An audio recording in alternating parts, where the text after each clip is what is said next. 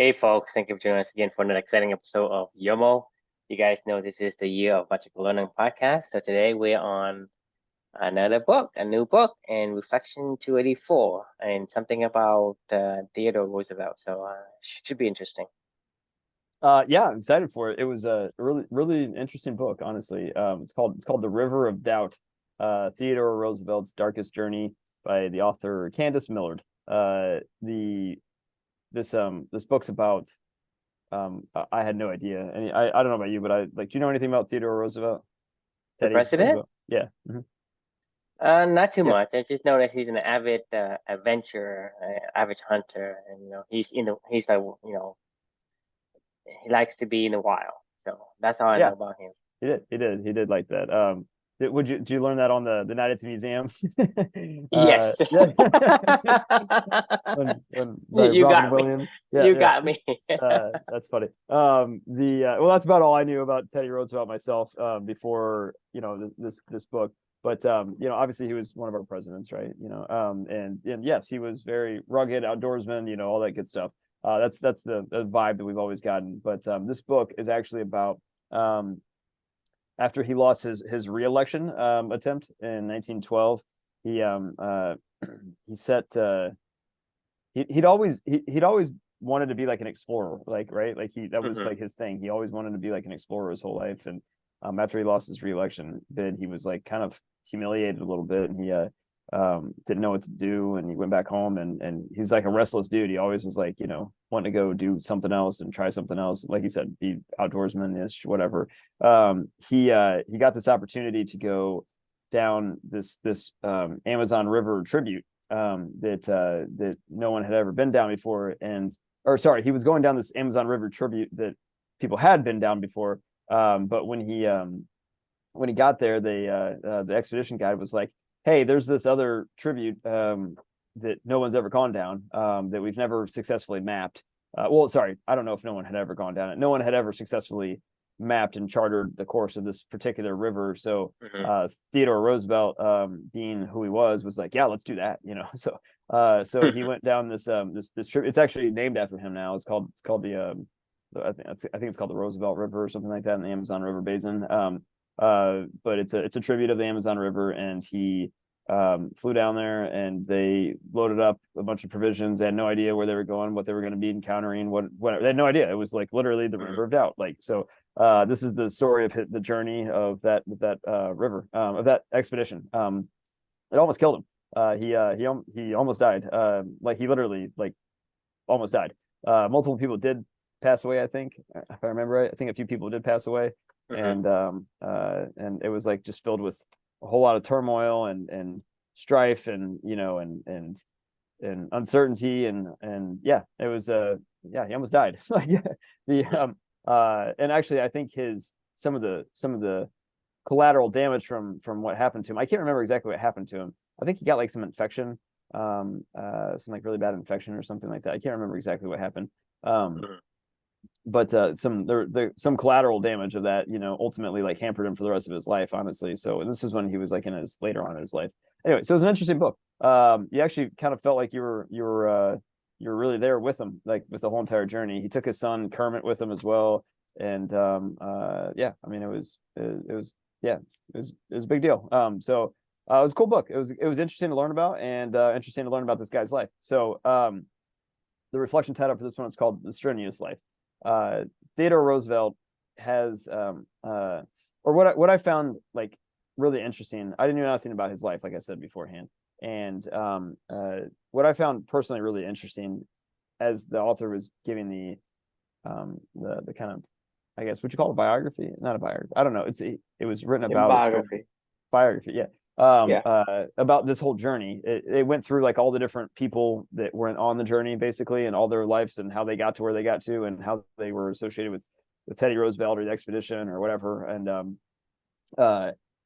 the one theme that I kept hearing over and over again, from the author, I don't know if intentionally or unintentionally, but there was just a lot of deep love and admiration for Teddy Roosevelt. Anybody that he came across in his life, he had this, if they spent any amount of time with him, they understood who he was and what he was all about, when they met him, right? And And that was adamant from across the board with everybody. I mean, the author said, some negative things about almost everybody on the expedition, but she never said anything negative about Teddy Roosevelt, like in terms of how other people, he was just revered.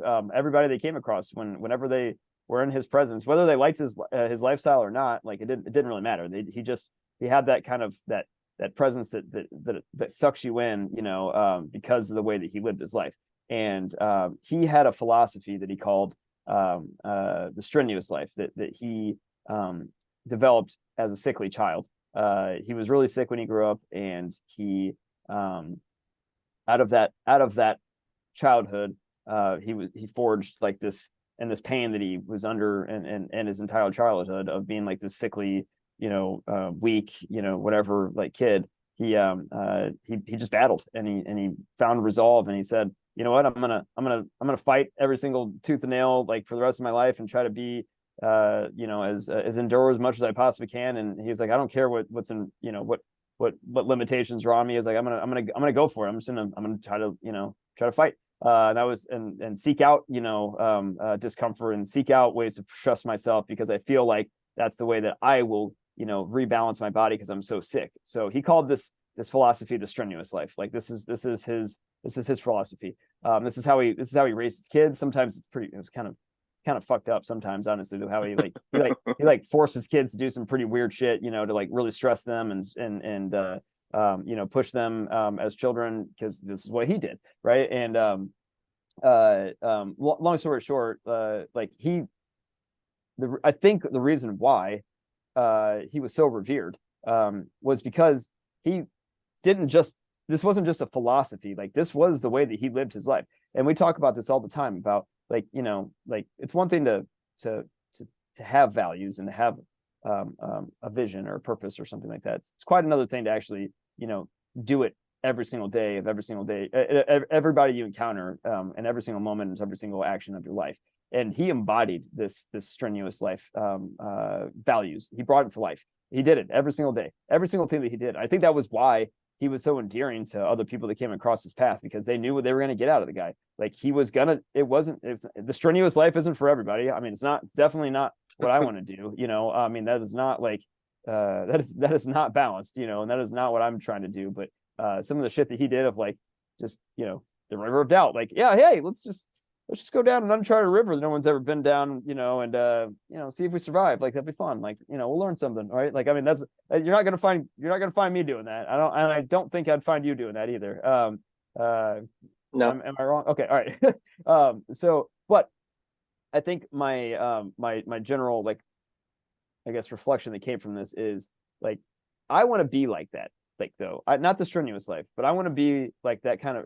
I think this life will be a great life if I can look back, and the people around you can say, Chris lived for two in all that he did. Like, Chris had a philosophy on life, and he brought it to life every single day. And I saw it, I witnessed it, I was around it. I may not have jived like with everything that I wanted him to do. It may not be for me either, but like, I respected that, because he did his best to honor his promise he made to his daughter for his entire life. And that just, I think, makes a difference along the way. I think that is, if I can look back at my own funeral, or something like that, and have people there that said, yeah, this is Chris said he was going to do this, and this is what he did, and I loved him for it.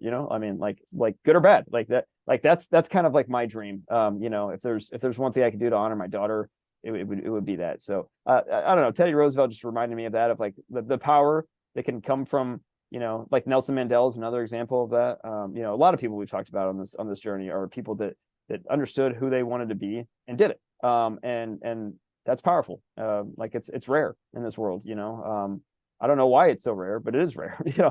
So anyway, that's the reflection from this one. It's the question is think about someone you admire most, and what can you learn from how they lived their lives. Yeah, love to get your thoughts. So if I tell you, on your tombstone, I would say, here lies the most amazing accountant in the world on your tombstone, how would you feel? Disgusted. Exactly. So for me, what Teddy does isn't all that impressive. It isn't, because the thing is, and the reason for that is because that's who he is. He's doing what he loves, even Yes. though it seems hard to you, even though it seems hard to him. He yearns for it. Yep. Because when you say, well, let's say I'm a runner, to a lot of people, running is fucking difficult. Yeah. Yes. But somebody loves it. They run like every day for 80 years, 100 years. It's like, Yep. think about that. That's what I'm saying is, it's nothing impressive. And I think, don't get me wrong, you want to, I want to reflect on the question a little bit, to think about someone you admire most and learn from what they learn from how they live their lives, right? But yeah. there's a caveat to that, because you have to look at it from their perspective. Right. Don't look at their life from your perspective, right? Because the thing is, when you look at their life from their perspective, they're doing things that makes them fulfill, because that's who they are. They have that calling. If you don't have that calling, it's gonna be strenuous. To him, I don't think it's strenuous. It may seem strenuous, but it isn't. Because for you, you go out there and you're huffing and puffing, and you hitting the ball back and forth, running, across the court, right? To most people, to be honest, most people gonna find that strenuous. Right. If you say, hey, True, hey, I want to be like True. I want to live like True. I want to sit in the fucking chair for like 12 to 16 hours a day and just write. I can't do that. But simples, right? Yeah. That's strenuous. Yeah. You don't you think that's strenuous? Oh yeah, I don't want to do that. Like, you don't want to. Or like I say, be an accountant, the most amazing accountant in the world. That's the thing is, to the people who has the talent and the tool, that's eating cake. It doesn't matter how you perceive them. You're looking at Alex Connell, right? He loves to do the climb rocks, right? That makes him alive. Right. Yet, could it kill him? And would it almost kill him? Yeah, multiple times. But he can't give it up, because that's who he is. So to me, when you say, look at the people you admire and learn from how they live, you need to look from their goggles, from their spectacles, because you have to understand the perspective they're looking at. Because if you're looking from your perspective, it's like, for example, you say, hey, he made his kid do things like him, right?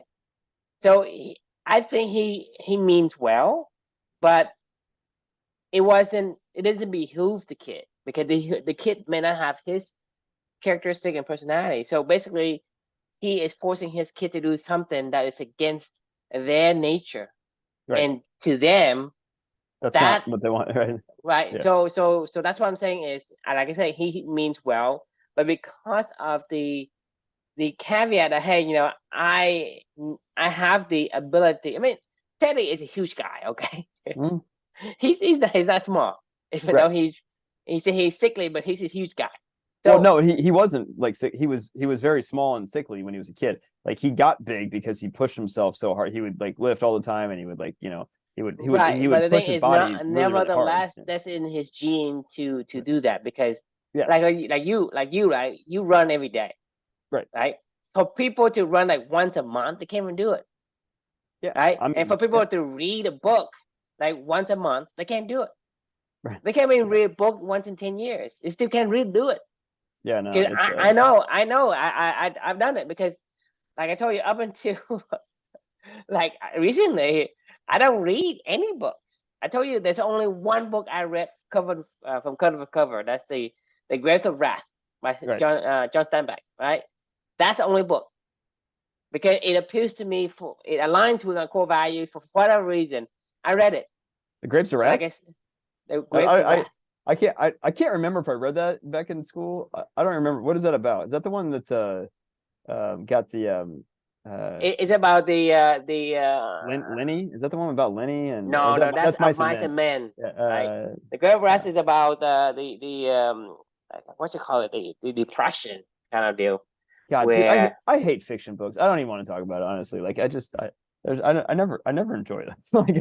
I mean, I'm sure I would read this and I would go, I don't get it. Like, I don't know why. I just don't like fiction books. Like, yeah, but that's a book I have to read for junior high. yeah. Well, no, for like Junior in in high school. yeah, junior in high school. Yeah. I have to read it. But but to me, it's like it appeals to me because I can relate to it because like you're because the thing is when I came to the United States when I was like 10 years old, I don't know any word of English, I have no country and this new country isn't really mine, so I don't belong. So in the Grapes of Wrath, it's a national crisis where people crops don't drought and all that, crops don't grow, farmers losing, the banks is taking away all the lands, and they have to kind of become a nomad and move from camp to camp, trying to figure work, trying to get work anywhere they can. Basically, they're Right. displaced from the home, and that appeals to me because I was in the same situation because I was displaced from my home because Yeah. my country doesn't want me. They want to put my dad into a concentration camp. He has to always trying to figure out how to elude the government after so many years after the war. And for me, it's like I don't belong there, and people, they don't accept me as a citizen because Right. and then when I come here, well, the thing is I don't belong here. I'm still born, and so that book appeals to me. That's why I read it. But nonetheless, it's like there's certain things that we are not we're not created for. When we are not created for that certain things or tasks that we do, it isn't going to align, and it doesn't matter how much you do. You will never ever going to get it to make you feel like, hey, I have adapted to it. You just don't, right? Right. You adapted to it by becoming less affected, but you still always affected. It doesn't mean like, hey, I learned to love it. If you say you learn to love it, you're lying to yourself.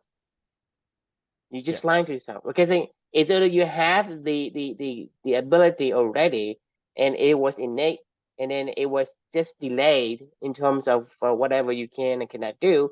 But if it's not aligning with you, I don't think anyone can learn to love it because you just lying to yourself in terms of, hey, trying to trick or do this hack or whatever, trying to Right. figure out how to trick your brain into liking you know the frogs. I mean, regardless how many frogs you eat, I mean, I think it doesn't get any better, No, right?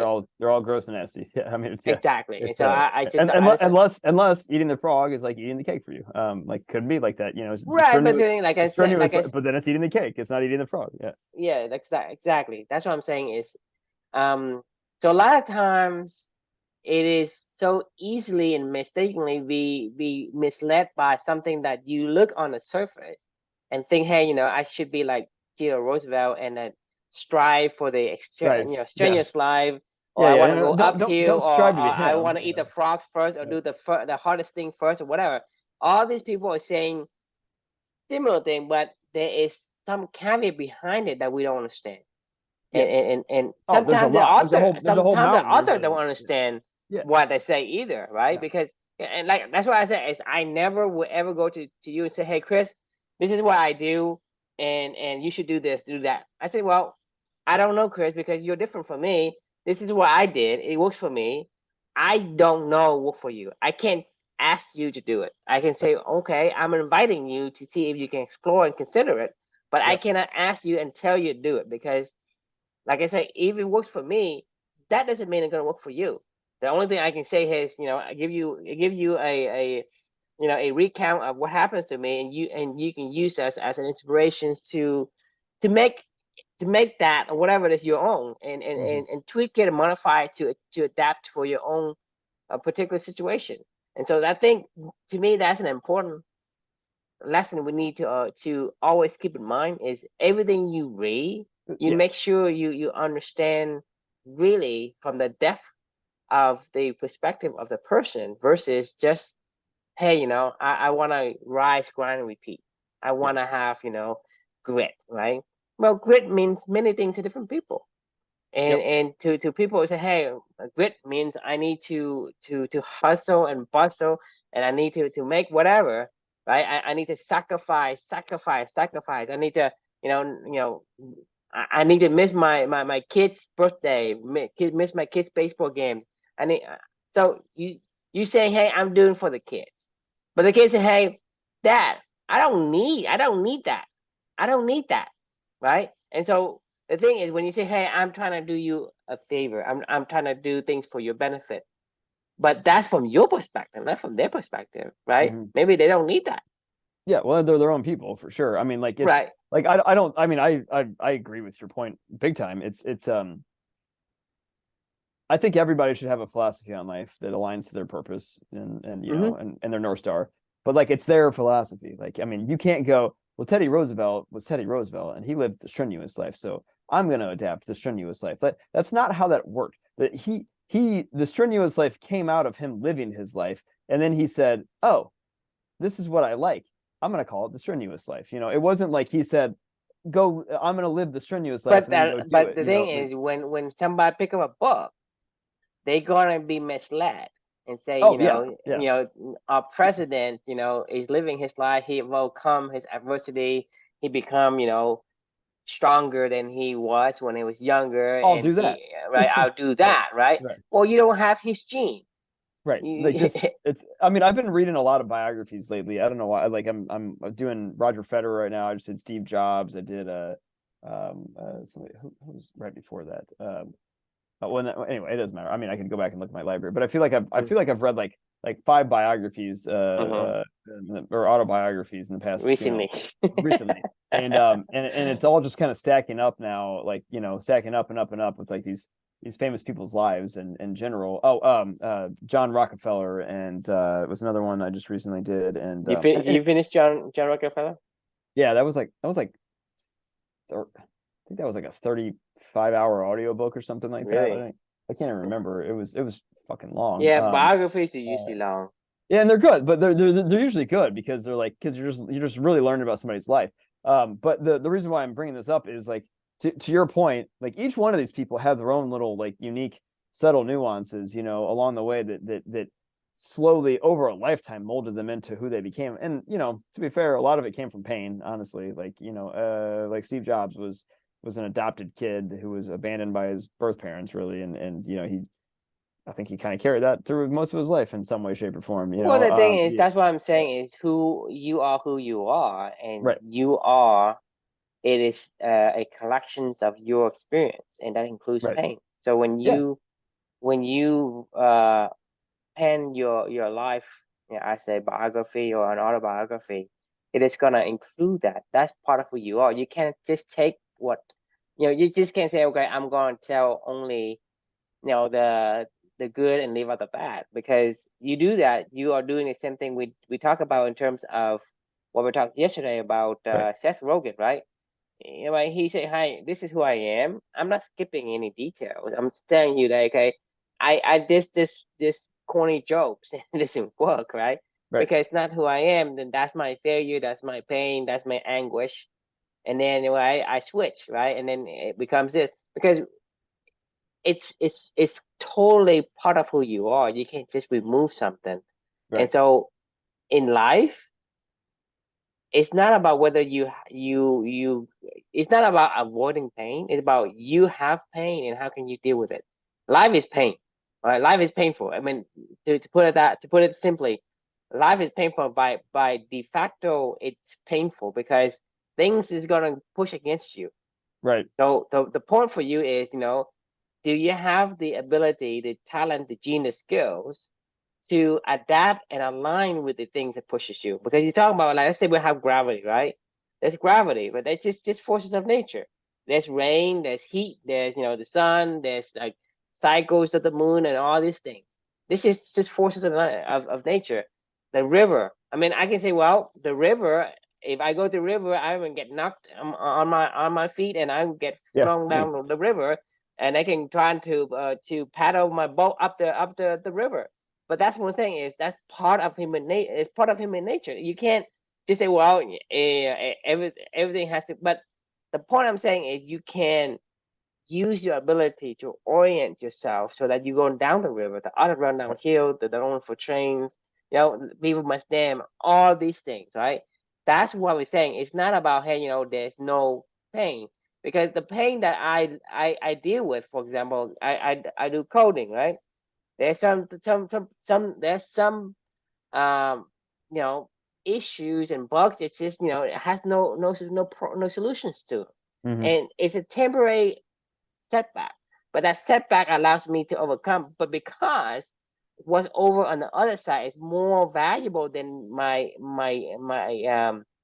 my struggle with this temporary setback, it is worth it. And that's what makes us human, because we are yearning for that additional the additional push. Because you think about, if I ask you, hey Chris, you're a very, very good tennis player, go and play with a 5-year-old and just beat the shit out of him every single time, would that be fun for you? It doesn't. No, I Because would, that's I would, human I nature. would, I would quit like You're in looking five for minutes. some kind of a struggle, right? Yeah. And you can call it pain if you want, but because that's how we're built, we want to have a guy that is like, we can beat, or maybe a little bit above us, and Right. trying to get us better, because that's is also part of us as a gene as well. Because you don't want to go and play with somebody you can beat, like you can My you mind, can wipe the floor with that with my that. mind drifts even when the competition's like just a level below me. Like my mind just fucking drifts. Like I was playing pickleball tonight, and since I've started to kind of like play regularly again the past couple of weeks, because Dustin has asked me to play in that tournament with him, and coming up in a couple of weeks. So I'm trying to like prepare myself and get better. I'm trying to go play matches as much as I can, and like get my practice in that way. And like that's kind of the fun thing about pickleball, is you can play so much and almost simultaneously practice, because you're playing so much and so fast. And so many different varieties of people and games. Like the amount of matches that I've played against different people with different people, and different scenarios have been played in the past 3 weeks of doing this stuff, is like, it would take me like 2 years to play that many people in tennis. Like it's not, you just can't go as rapid fire like like you can in pickleball anyway. So I say this to say, like, I'm building my match play muscle, and I'm practicing different shots while I'm playing match plays, because it doesn't really matter. It's like there's no, anyway, I say this given context. Like in the past 4 times I've played pickleball, for like a couple hours down at the different courts around the city and stuff like that, I think I've gone like 30-2. And like, and You lose interest. it's not that I lose interest because I'm learning. My interest right now is on learning, so I'm not losing interest because I'm trying myself to try different things. And like I'll press harder when I want to, if I feel like maybe somebody's coming back. But there's been very few games where I've been like all in, full focused, the whole entire time, start to finish, right? So like what ends up happening is like That's what losing interest means. Yeah, I just drift. I mean, you drift. Like, sometimes I just my brain just totally drifts, and I'm like, I and mean, I the stop thing is, focusing on shots, and because pickleball is still new to you, that's why you can keep, you can actually go through the whole game, but right. eventually you learn all the skills you need in pickleball. You can lose interest like right away, versus like, hey, that's without actually drifting like once in a while, it's you still have something that is new to you, and that's the way your brain works, right? Because your brain shuts down when it has nothing to increase, to engage like, it. Yeah, like I mean, so it's a potential of change, right? It's a delta. So our brains works in deltas. Without the deltas, right? It doesn't like, it just shuts down if you don't have no deltas, right? So it feeds on delta. Delta is fuel, just like our eyes, right? If your eyes stay still, right, and doesn't move, it turns like black, I mean dark, and you can't see shit. Your eyes always have this micro movement. It's switching like this for you to triangulate the image, and that image keeps your vision from being like blacked out. right. So your brain works the same way, because the brain is the one that cause you, because if the image from your eyes is the same, exactly the same to the brain takes it in and doesn't see any more changes, it's just stop. It's hey, I'm not going to process it because it doesn't change. Right. They Right. only process it when they say slight change. That's why your eyes is designed to twitch. It Yeah. twitches every I slightly. I agree. And so it does the keeps you- same thing with right. with how you improve as a person, because without a doubt does, right? You don't continue to improve. That's why when you see somebody say, well, every single story, every single biography you read, every single autobiography you read, there's some sort of a pain. Yeah. That's part of life, right? But the pain that you endure is a pain that's worthwhile versus the pain of misery of, hey, this has nothing at the end of the tunnel. It has nothing at the end of the rainbow. There's know no what pot else? of gold in the rainbow. But you know what else you always find in these autobiographies is um uh, uh, a Jazzy Jeff, like somebody that can be your equivalent. Well, and this is what we keep saying all the time, meaningful work, meaningful relationship. Without meaningful relationship, there isn't any you can't push meaningful yourself. work. Like I mean, I'm right now, I'm adamant right now. Like if I actually want to get good at playing pickleball, I have to go get my ass kicked. Like, and I got to go get my ass kicked really, really, really bad by people that are way better than me. And like this is the shit that happens. Like, you hear like Roger Federer or Novak Djokovic. I'm reading Roger Federer's autobiography right now, and like he happened to be in the right places at the right time in the right areas where the level of competition were the right people that could help push him to get better. Same thing with Rafa, same thing with Novak, same thing with all these people, right? They had chance happenings where they got put in situations where they were around people that could help them to push them to be way better than what they are. Because like right now, like what's happening to me when I'm playing pickleball against these people and I never lose is like I'm not saying I'm developing bad habits, but like the stuff that I'm getting away with in matches, like I wouldn't get away with if I know for a fact like that some of the shit that I'm doing it just for fuck around. Honestly, I'm doing it because I'm that much better than these people, and I'm like well, I'll just lob it over your head. Like, and you never should hit a lob in pickleball. It's stupid. Anybody that has any level of talent that's anything good in pickleball, like you can't do that. But when you're playing somebody that's like not that athletic, not very quick hands, like can't recover fast, like I can get away with doing a quick little flip, top spin lob over their head in like this tiny little short court, and they're like, whoa, like how'd you do that? And I'm like, that's like something I've done a million times my whole life, and like, but you shouldn't do it. I know you shouldn't do it, like in pickleball, and I know I shouldn't do. There's a lot of things that I know that I shouldn't do, but here's what happens when you don't get pressed by somebody else: is like you develop bad habits, and you don't develop at all. Like, you said like, well, you have all the skills you want to have. Right now, I have enough skills to beat these people, but like I don't have enough skills to beat like pro level pickleball players, and I don't even know what those skills are that I need. Like I won't know that until I get my ass fucking kicked by them, and I'm like, oh, I need this shot, and then I can go work on it, right? And I get my ass kicked, and I go work on it. I get my ass kicked. My question then is, why? I mean, why do you want to get your ass kicked? Why do you want to improve? Because I want to improve. Because I want to evolve. I want to get better. Exactly. Like, my mind's engaged. And I'm like, how do I do that? I gotta figure it out. My point is that you are driven because there is something that aligns with you. That's why I asked you in the beginning. If your tombstone say, hey, here lies the most amazing accountant in the world, it's like, shit, I don't want that. You know what I mean? Right. Because it isn't aligned. It doesn't matter what it is, right?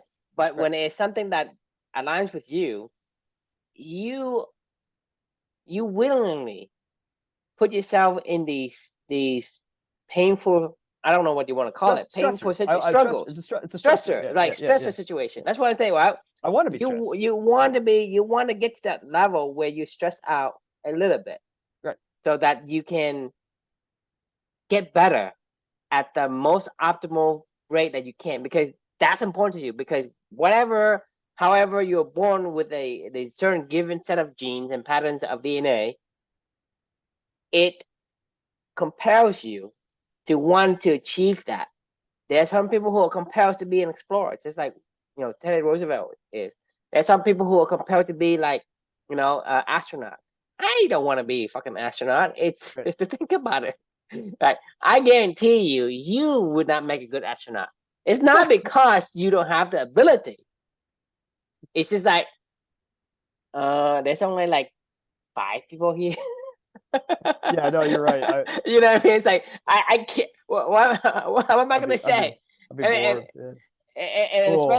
especially the your team, your astronaut mates, they Right. have completely opposite characteristic that you do, because they don't bring in like, hey, too talkative person. They say, well, you're an engineer, Right. you're Right. this, We had management. a So cross-functional team. you I mean, like I said, it's not about your ability to Yeah. be an astronaut or not. It's about whether or not you're gonna blow your fucking brains out. That's a really good point. I mean, hell, I'll give you an example I of wouldn't. I like wouldn't. I don't want to be an astronaut. To be I clear, mean, I agree with you actually. I think that's a good assessment of me. Like you just made me think about when my wife loves like museums and stuff like that, hmm and I hate museums. I don't hate them because I don't like art and I don't like whatever. I like to see stuff, but I'm like, okay, hmm saw it move, saw it move, saw it move, yeah. saw it move. Like I don't sit around and linger and go, oh, what does that mean? When they did when looking at David, I'm not like examining, thinking about Michelangelo, like why he hit this little chip or something like that, or like how it compares to Botticelli, or I'm just like, oh, that's cool, all right, seen it, let's go. So that's kind of how my brain works. Well, you just don't have an art appreciation gene. That's what I I, would say. I It's just like, appreciate it, but I just don't have I don't no, have a, you don't have that gene. You don't have a coding gene. I don't have a talking gene, right? And sure, well, that's that not true. You're talking like what I'm saying is I'm just saying, hey, everything that you do, everything that compels you to make a certain actions, it is it comes from the very gene that you inherit, that you have. right. And Yeah, that's the reason for your existence. I gotta move, And man. and That's my existence. if you don't adhere to the need and want of your genes, it becomes a misery life, a miserable life. And to me, that's probably what I'm trying to say in terms of most of the reflection that comes in the last, in the recent past, that everything boils down to be yourself and figure out what your Trust genes yourself. want, Trust right? yourself. Yeah. And be that regardless of what people say, because people say, well, I don't like to code because that's such boring. Well, astronaut, I don't want to be an astronaut because that's boring to me. Yeah, Or right. Yeah. to for me to go at meetings all day long, that's exhausting to me. I can't do that. I can't even survive half of your day. Okay.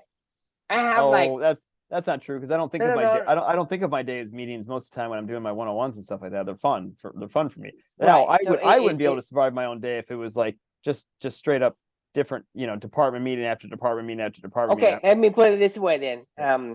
I wouldn't survive half of your KBR My meeting. QB. Okay. Oh my God, dude. Right. That was eight So hours straight on a Zoom call where like I can't do that. Like I told you, I can't even drive more than 45 minutes without start yawning. I mean, my max is probably 45 minutes. After that, my I have to use willpower and trickery to keep myself from my brain from shutting down. Okay, right. so but the thing is, there are a lot of truck drivers that can be on a road for like 16 hours, and they do that day in, day out. I mean, I No way. can't do that. I mean, to No. me, I would blow my brains out. My brain will actually shuts down.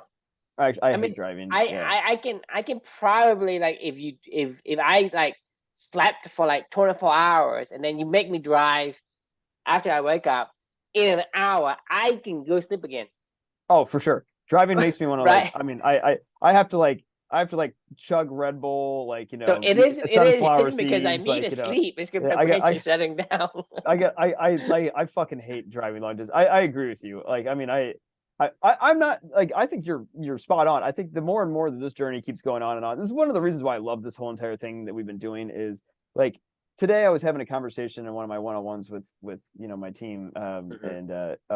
and we were like a lot of the stuff that we talk about it's so easy for me to ask questions for them to them and get them and to lead them to a lot of these things that you and I have been discovering on our own about, like the difference between setting goals and setting and the right goal, right? The right goal is be yourself and trust yourself and do that every single day. Right. And To then me, other stuff will happen. it's right? kind of like misconstrued over the like over time, because there's certain things that it was meant originally to be something like more aligned, and then certainly people take it without understanding the whole. Like I keep saying, hey, don't run for trains, right? And I keep saying don't run for trains, and you say, hey, don't run for trains. We keep saying how people must damn. Right. Without the backstory, if you take just that, I guarantee you're gonna misunderstand what we mean. Oh, for and, sure. and you pass it on and you pass it on until eventually it gets down to the certain point, and it's like, well, this is how we live, and this is and the thing is, the original meaning is nowhere near what you thought it was. No, not at all, actually. And like I think that's the point of all this stuff is, right? Like we've gone through now 284 of these. I've written 360. Well, I've written 380 something. 380. 389. So I'm still doing it. I'm still having fun. It's almost like it's actually, I was thinking about this the other day. It's like I finished the marathon and I was like, well, I like running. I'm just Yeah, so you I'll just continue. keep running. Like I mean, is that cool? Like, can I go run tomorrow? Like, and people are gonna be like, what are you doing? You just finished a marathon. You shouldn't go run tomorrow. I'm like, well, I like running, I didn't run a marathon because I was trying to just finish a marathon. I was running a marathon because I like to run. I like to run. Like, it happens right, to be a marathon. I just happened to complete a marathon. Yeah. So it's honestly, the more that I keep going through this, the more I'm like, I don't know that I'll ever stop doing this, to be honest with you. I mean, like, I mean, as long as the books I'm reading, it gets my brain thinking about stuff, which I know they will. Like, I mean, it's always. Yeah. I mean, that's right. that's the thing is, life is in a transition, so there's always new things for us to discover, and that's what our brains feeds. That fuels our brains, right? It's the newness. It's a newness of things, right? And that's novelty. what novelty. Yeah, novelty is what keeps our brains engaged. That's why when we go and drive in, especially when you drive along a highway that the scenery doesn't change, like you're talking about like having like brown grass all the way for miles on end, like driving from, I guess, from San Antonio to El Paso. Right. There's nothing to look at. There's every once in a while there's some cows or and not even, and especially when it's dark, you can't see shit. And so like I would tell you, my brains were actually literally shuts down because there's nothing new for me to look at, right? Yeah. And I can't. I mean, I would slap myself, but I still can't keep myself awake. Right? It's not like I'm sleepy. I'm not sleepy. It's just my brain wants to shut down. Yeah, you're just bored. Like when you're bored, your brain wants to shut down. I mean, that's the bottom line. Like, but I guess what I was getting at with talking about where we're at right now, one of the reasons why I just love this whole thing is like it's just like a tiny step, like a tiny little step. We've been doing this now for almost 2 fucking years. Like, I mean, I think we started the YOML reflections doing this together. What wasn't that had to have been like November or December of like 2021. I feel like right. Like, I mean, we're almost 2 years into this of like 2 years of talking about similar topics, but it's like not just, we didn't just do it, one of us, like we're doing this together, right? So it's like every single day this is like building on top of everything. Like this reflection is not anything out of the ordinary of what we've talked about. It's just another little building block on like another data point of when we talk in the future about you remember Teddy Roosevelt and the Strenuous life. That's a great philosophy, and he stuck to it. Like we should stick to our philosophy, and people will agree to that.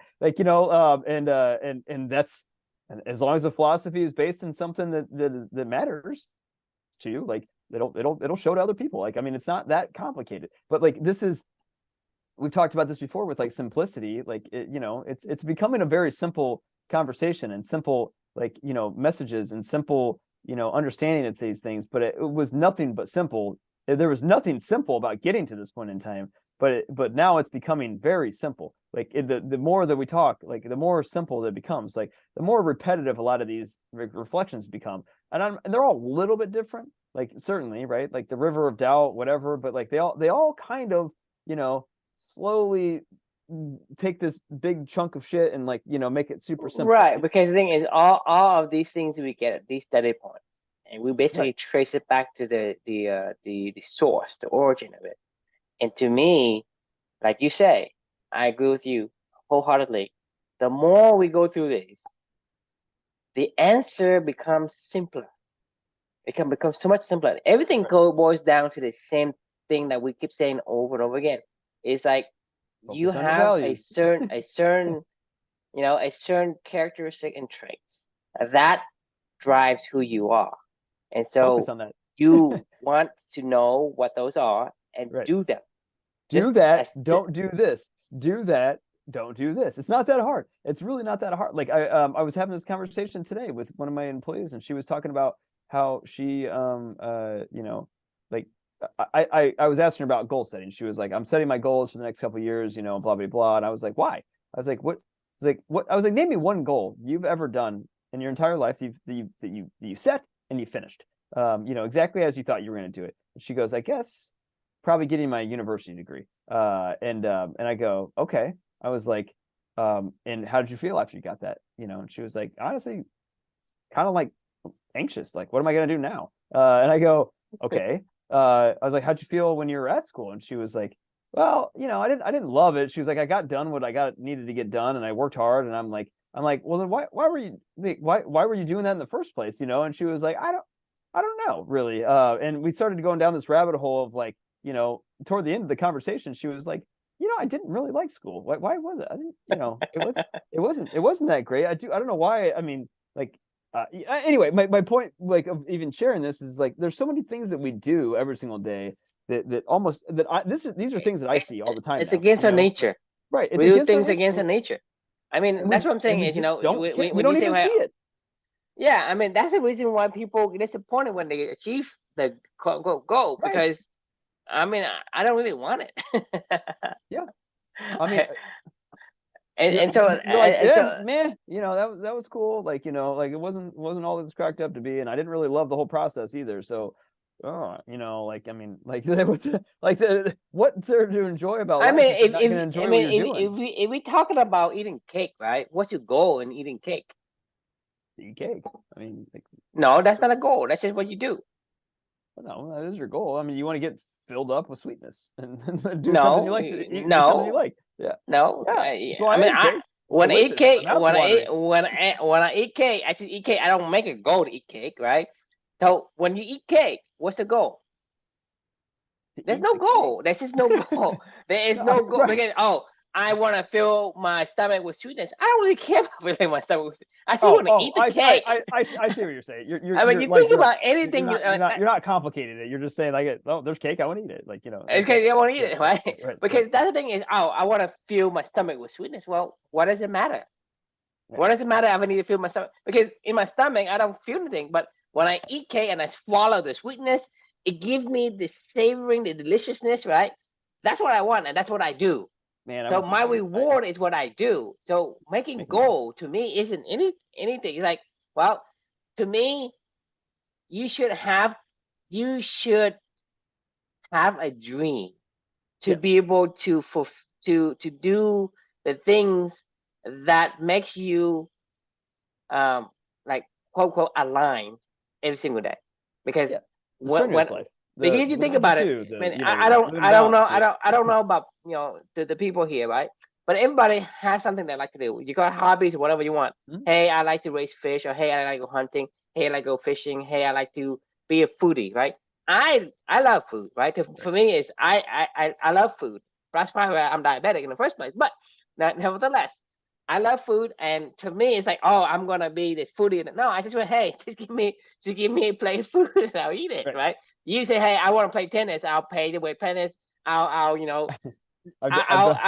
finish work early so I can go play tennis. I go play pickleball, right? What's the goal? Hey, what's the goal for you to play tennis? What's the goal for you to play pickleball? Well, I would have said when I was younger, I would have been You like, want well, to my be goal a is I want to be a get to college and, or I want to be a pro tennis player or whatever. Like now I just say, but I now I just say love I just love being outside and, and challenging myself and getting better. Like, I mean, it's just fun. Like, I mean, I because love, once you get to do the things that aligns with you, that's it. that's the You goal. don't That is the goal, right? you Yeah. don't want to go, hey, I'm gonna be, the best tennis player, or I want to have like 2,000 games on my belt or something. I mean, that's the goal. That goal doesn't seem, Stupid. you It's know, arbitrary. I mean, it It's, isn't seem like, anything that is desirable to you. You know what it's I mean? worthless. Like I could It care is less. Like worthless. It is it's worthless. it's beyond worthless. Like, but what isn't worthless is what you do every day and what you're consuming. Like, like every single day. Like So that's not exactly, worthless. that's exactly what I'm That's saying. worth a Is lot. goal is against our nature, because the thing is, when you say how I'm gonna do this to achieve that, I wanna have the world record in eating cake or whatever. To me, I don't really care. If I want to eat cake, Right. I'm happily eating cake. So same thing with this year magical learning, right?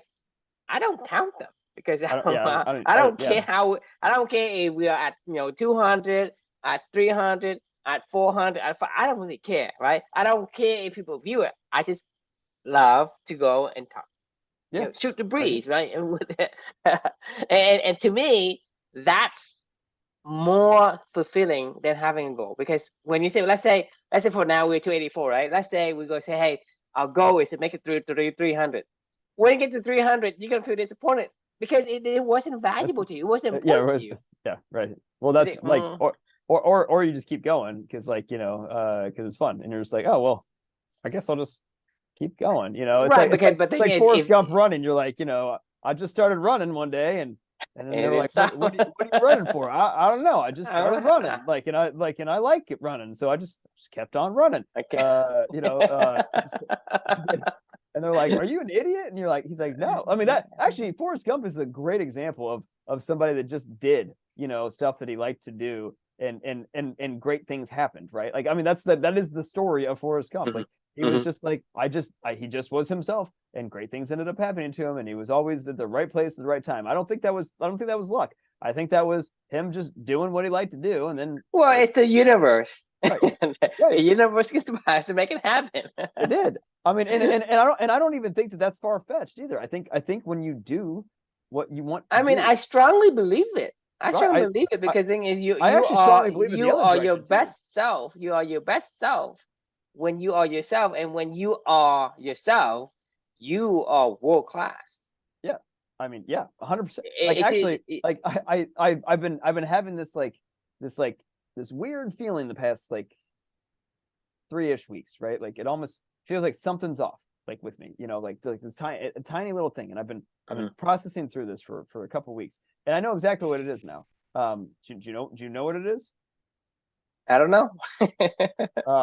I've been forced to manage my team, not lead my team. I've been forced to manage my team, so I've had to put my operational hat on and herd a lot of cats over the past couple weeks. I'm good at this. I can be great at this. I don't want to do it, and I don't want to. And honestly, my head is now thinking about it.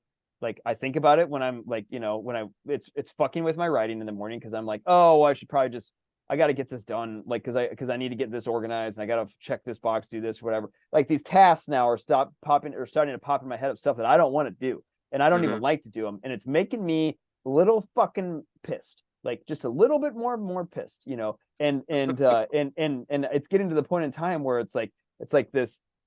It's so easy to see myself drift now. Like when I start to see like there's something that doesn't feel right, like something doesn't feel like balanced, right? Something feels like it is dragging me down. What is it? And then I was started to think about it. And I was like, well, duh, I'm doing stuff that I don't like to do, and it makes me behave like a different human being. I told my team on Friday. I didn't rip into them, but like I got like you know aggressive tennis Chris on them, like where I was like, look, we have to do this. We got to do this, got to do this, got to do this, got to do this. I already did this. We're doing this. We're doing this. You fucking do that. You do that. You do that. And report back to me when you got this. This is what you got to do. Blah, blah. Like, you know what I mean? Like, I'm just starting to like bark orders, like get this fucking shit done so we can get back to like just leading and coaching and being in the doing the stuff that we love to do. Cause because like I have to do this, unfortunately, because we have to pay the patronage of the world that we're in. If this was Clubany, I would be like, I don't want to fucking do that. Like, I don't care. Like, somebody else can. If we need organizational stuff, we'll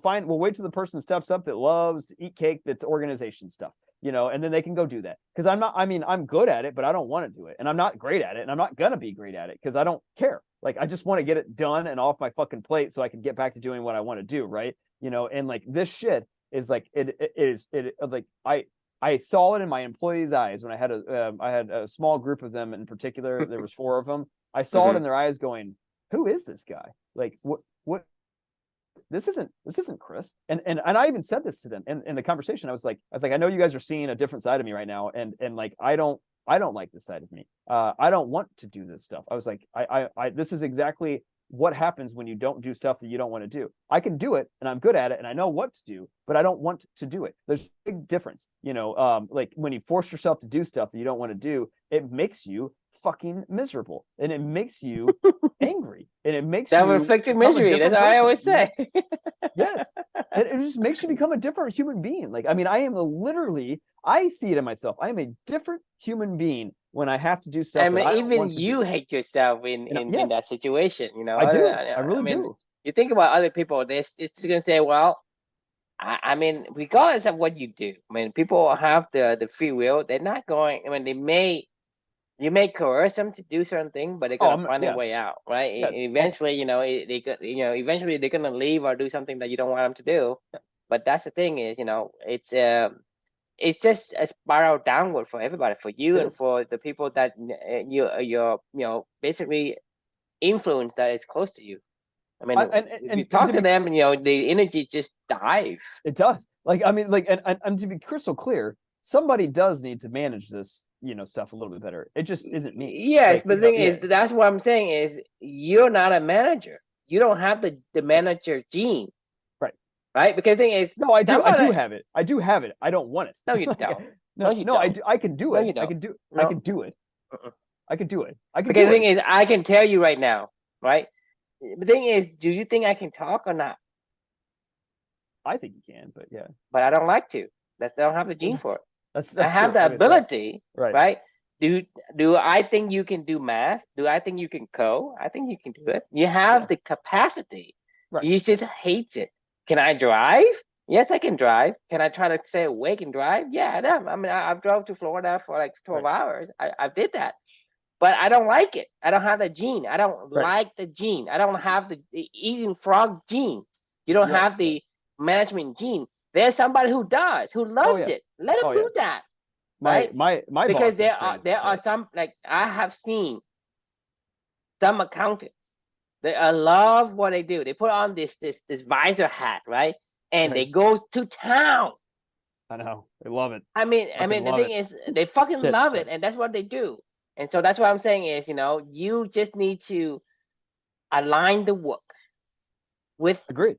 The people that want to do this, right? Yeah, because like you don't want to code, but I do. But this is what happens, and this is exactly why. And this is my last thought because I gotta go to bed. But this is what happens with corporate America. They hire you to do a job. There is a big. That whole job is not tailor made for one person. Like it's just I don't think it's tailor made for anyone. It's not. It's a cookie cutter job. It's like, I need you to do these activities. Like, I don't care if you like them or you don't like them. Like, you just need to do these. They just make up a job and make up a responsibility. I mean, we look at Snow as an example. He loves to teach, but he hates the teaching in that situation, in that environment, right? Because they tell him to do a certain curriculum in a certain way, in a certain standard, in certain requirements or whatever.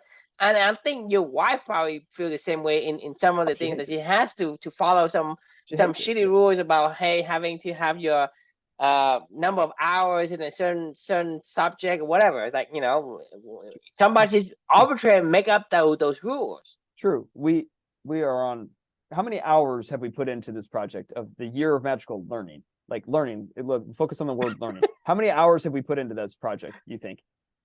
I don't know. You think it's me? Wait, you think more or less than what you put into a college degree, a 4-year college degree? I would say I would have put more, but it seems like, it's a breeze. So No. I don't just answer my questions. Like, don't much more, interpret much more, much more. Right? much more.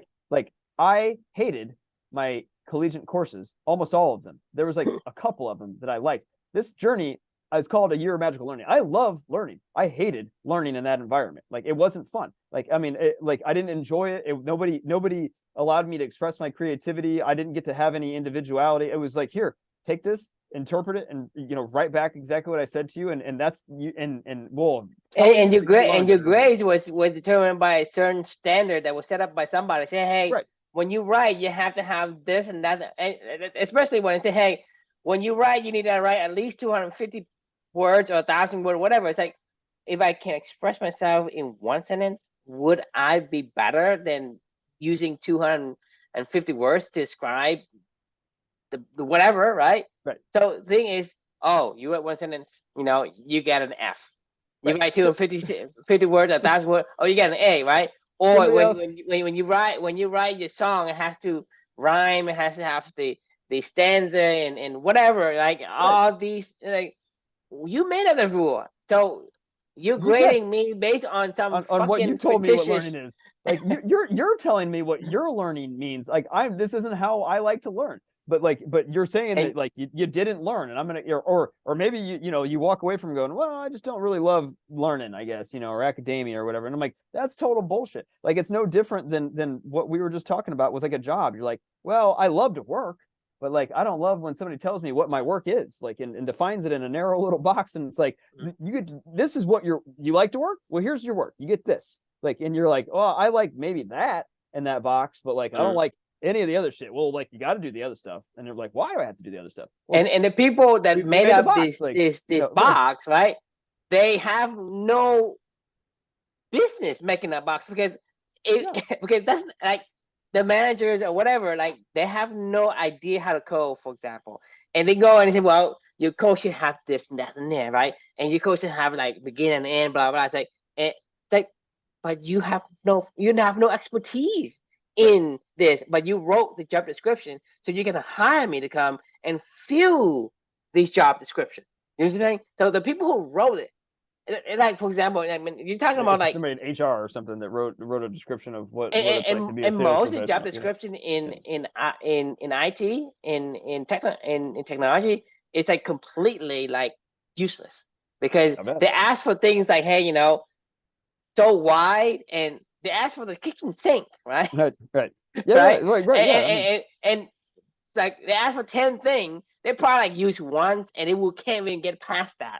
And they ask for a bunch of other stuff. It's like, okay, but that's the thing, is they don't understand what the position require. They are somebody outside trying to put a box, like, and then you say, hey, I need to find somebody who fills this box completely. Right. Why can't you have 5 people doing my job in different capacities, of different aspects of the job? Like, I'm sure there's plenty of people that don't love to do what I love to do. And I'm sure there's plenty of people that love to do what I don't love to do. Like, I mean, that does not mean that you need to split my salary in half or something. I don't really care. Like, I mean, like, it doesn't matter to me. Like, I would rather not do that. Like, and we'll probably be a better team. Anyway, like, that's my final thought, because I got to go to bed. But all right, can we wrap for the night? What do you think? Is that cool? We can, yeah. Okay. All right.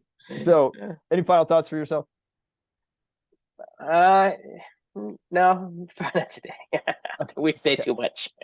Fair enough. All right, man. All right, well, have a good night, and thanks everybody for joining. The question we can leave for you is, think about someone you admire most, and what can you learn from how they live their lives, and then how can you apply that to your own philosophy? Don't copy what they did. Learn. Don't copy. Learn and figure out how to apply to your philosophy. Right? Make it your own, right? Learn from them. Right. And make it your own. That's what I would say. Make it your own. The thing is, you are only you, and no one can be you. Only you could be you. So you have to make it your own. Right. Take it and make and interpret it and make it your own. I love that. All right. Thanks a lot for joining, and we'll see you tomorrow night. Sounds good. See ya.